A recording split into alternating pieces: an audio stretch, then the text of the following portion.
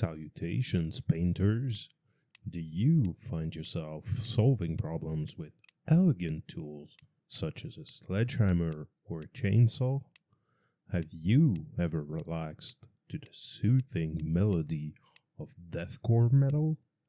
Today we are converting and painting World Eater's Eightbound. It is a little known fact that the World Eaters are the 40k depiction of parents trying to get a toddler to do, well, anything really, except for once. 40k depicts a much more toned down version of the sheer amount of rage induced in parents. Eightbound are the easiest to convert, and since I bought both the old Christmas box and the Year of Chaos box, expect to see these and then more. As with all my conversions, we will make excessive use of two ingredients: an unreasonable amount of sprue goo and a considerable suspension of disbelief. This batch was built as per the instructions, at least up to the part where we put the chest armor on. I then abandoned the notion of believability and left them bare-chested, but still grew on the backpack and shoulder plates, making the models right at home in a transmod competition. After the conversion work, if you can call it that, is done, I moved on to basing. Several skulls, wrenches, forgotten about razor wire, and texture paste later, and the minis are based. Now, airbrush haters might want to take a deep breath right now. The skin gets a base coat of dark blue, followed by a top-down coat of much lighter blue. I then channeled my inner, extremely low-budget Marco for Sony and airbrushed the armor parts with a light gray, followed up by a close application of pure white from above on the armor only. The color scheme vaguely takes inspiration from the World Eater's Heresy colors, but since it is Khorne we are talking about, I am about to butcher it with the doubtful addition of glowing pink details.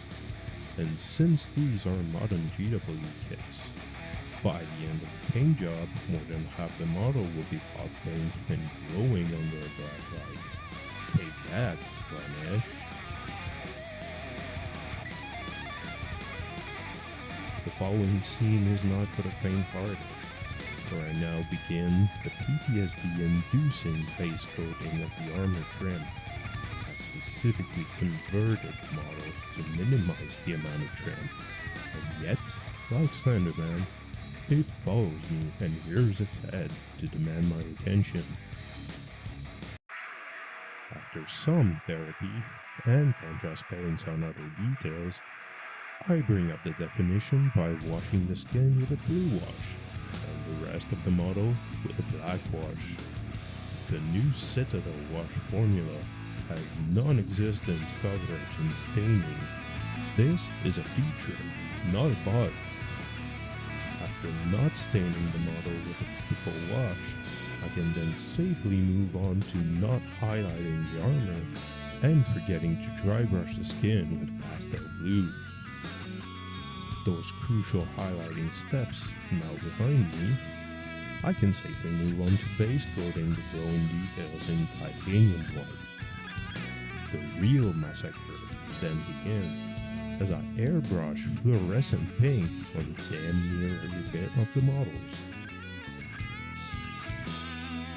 After this step is done, I rip and tear a page out of El Miniaturista's book and dry brush the dark blue base coat color on the glowing parts.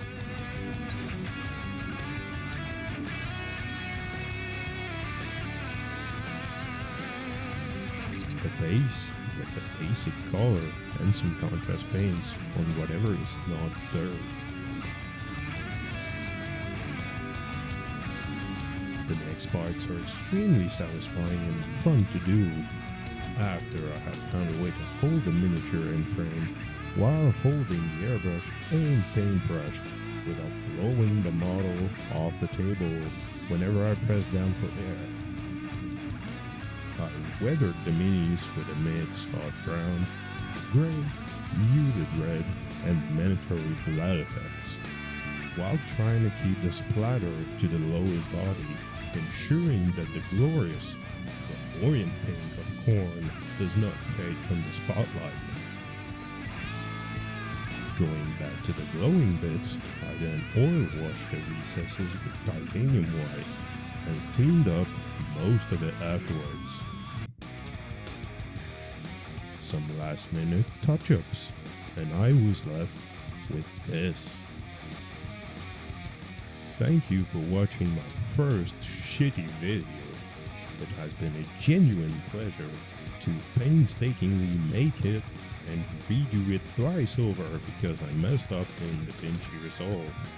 I'm sure that later down the road, I will be able to look back at this video and think to myself, wow, I really haven't improved since then.